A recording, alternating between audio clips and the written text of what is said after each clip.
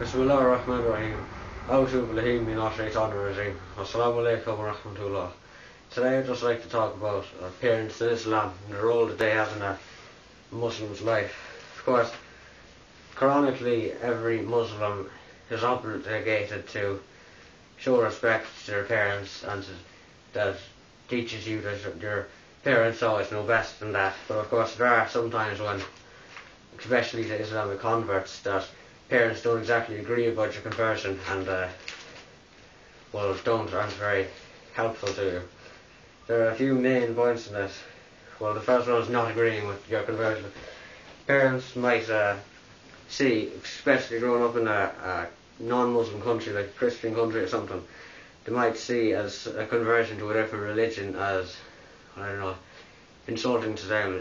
If families, if they're religious, and especially if you're converting to Islam after the attacks on 9/11, they'd always think you're, I don't know, they might, if you're into terrorism or anything like that, they might try and stop you from being into that and stop you from converting to Islam altogether. So one of the main things is to show your parents that Islam isn't about terrorism and all that. I mean, just because like 19 terrorists decide to do something big as 9/11, that doesn't mean every Muslim is bad. There are Sikh terrorists, there are Hindu terrorists, there are Christian terrorists, there's even atheists. There's none stopping an atheist from being a terrorist. So it doesn't, just because they're Muslim doesn't make someone a terrorist. I think it's very important to let your parents know about that. The second one is, if your parents want you to do something that is haram. For example, you should always do what your parents say, but in sometimes if your parents try to make you do something that's haram, you actually allowed disobey them in that case. Example, if you're made to do anything that is, if you refuse to cut the grass, if they want you to cut the grass, but you refuse to do it, then you, out of arrogance and ignorance, but with no real reason why not to, then you're going against the Quran, and that's bad. But if they make you do anything, like if they make you pork, if they can't make you eat pork, you can say no to anything that's haram, like pork products, which like ham or anything that is haram. So you are allowed to say no to anything that is forbidden in Islam and Quranically is against it. Another thing is distraction in prayer, of course. When a Christian or whatever converts to Islam, it might be a bit foreign to the parents of the child who is converted to Islam about the praying, and that it might seem a bit odd to them, and they might know the actual importance of it to a Muslim, like 5 times a day and all that.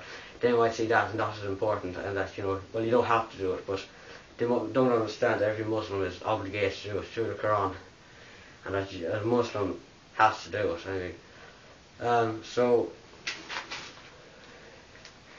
So they have to. You have to go through with them that they cannot distract your prayer. Example, if they, the best thing that is to let them make sure that they actually care about how much you pray, and that they don't try and distract you from your prayer and make you do something else that would stop you from praying in any way, and try to go over to them how important praying is to you and Islam, and that you should try and make them like you pray.